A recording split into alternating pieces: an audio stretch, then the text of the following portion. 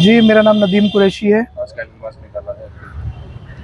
देखिए, जैसा कि पूरा देश जानता है कि जम्मू कश्मीर के पहलगाम में जिस तरह की आतंकी घटना घटित हुई है आतंकवादियों द्वारा, हमारे देश के निर्दोष लोग जो वहाँ घूमने गए थे, जो वहाँ एंजॉय करने गए थे, उनको बेमौत मारा गया है।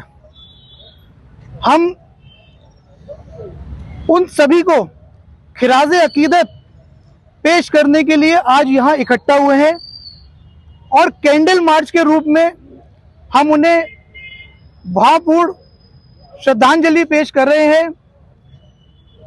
और उनके जो भी परिवार हैं, चाहे वो हिंदू हो या मुस्लिम हो, उन सबके प्रति हमारी संवेदनाएं हैं और हम भारत सरकार से और महामहिम राष्ट्रपति जी से ये मांग करते हैं आपके चैनल के माध्यम से कि पहली बार देश के अंदर इस तरह का अटैक हुआ है जिससे हर देशवासी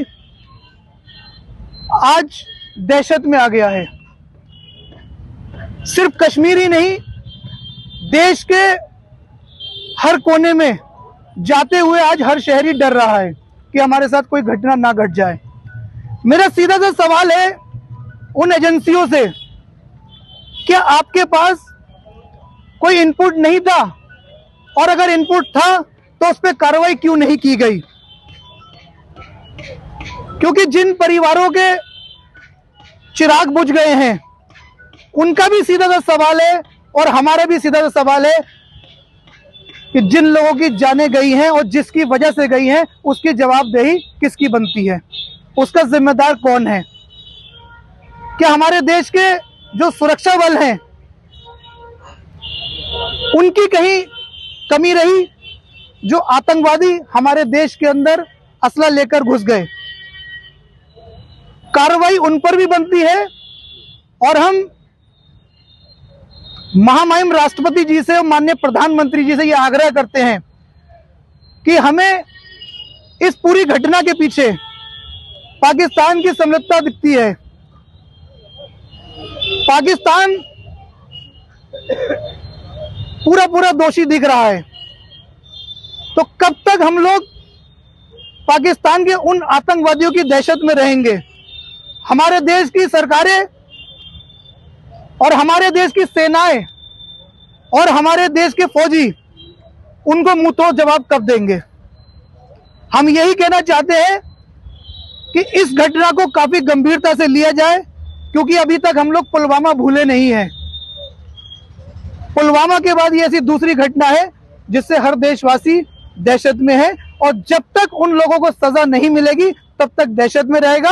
और जब तक उन लोगों को सजा नहीं मिलेगी, हम इसी तरह से सड़कों पे आके ज्ञापन देते रहेंगे। हमारे देश की सरकारों को चाहिए कि हर देशवासियों की सुरक्षा देना उनका दायित्व बनता है और वो हमें सुरक्षा प्रदान करें। देश प्रधानमंत्री ने एक निर्णय लिया है, उसको क्या करना चाहिए? देखिए, माननीय प्रधानमंत्री जी ने जो निर्णय लिया है, जैसे कि पानी बंद किया जा रहा है और भी जो समझौते हुए थे उनको भी किया जा रहा है, हमारी भी यही मांग है कि देश के अंदर आज हालात ऐसे पैदा हो गए हैं कि हर मामले को हिंदू मुस्लिम मोड़ दिया जा रहा है। ऐसा क्यों? क्या मुसलमानों ने देश की आज़ादी में भाग नहीं लिया? क्या मुसलमानों ने देश की आज़ादी में हिस्सा नहीं लिया? क्या मुसलमानों ने देश की आज़ादी में जानें नहीं दी? तमाम मुसलमानों ने भी देश की आज़ादी में जानें दी हैं।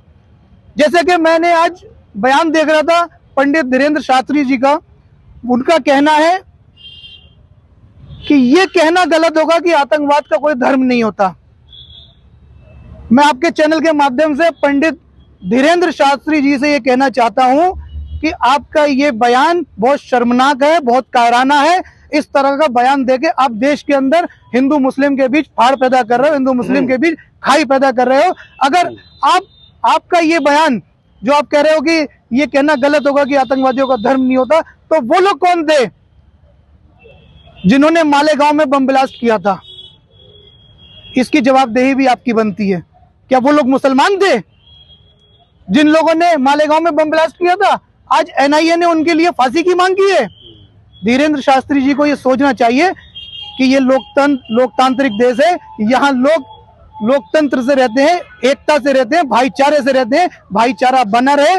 और हम भी यही कहेंगे कि हमारे देश के अंदर गंगा जमुनी तहजीब जैसी है वैसे ही रहे, और उन आतंकवादियों को सजा मिलनी चाहिए।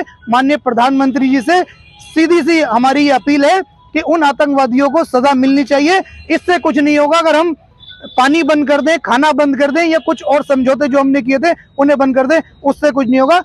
हमें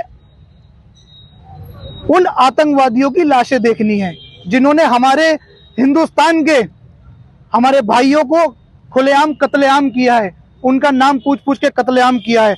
और एक चीज मैं क्लियर कर दूं कि हमारे हिंदू भाइयों को भी कत्ल किया गया है और हमारे मुस्लिम भाई भी उसके अंदर उनका भी कत्ल किया गया है। तो हमारी संवेदना सभी के साथ में है और हम यही कहेंगे कि इस पर कड़ी से कड़ी कार्रवाई होनी चाहिए।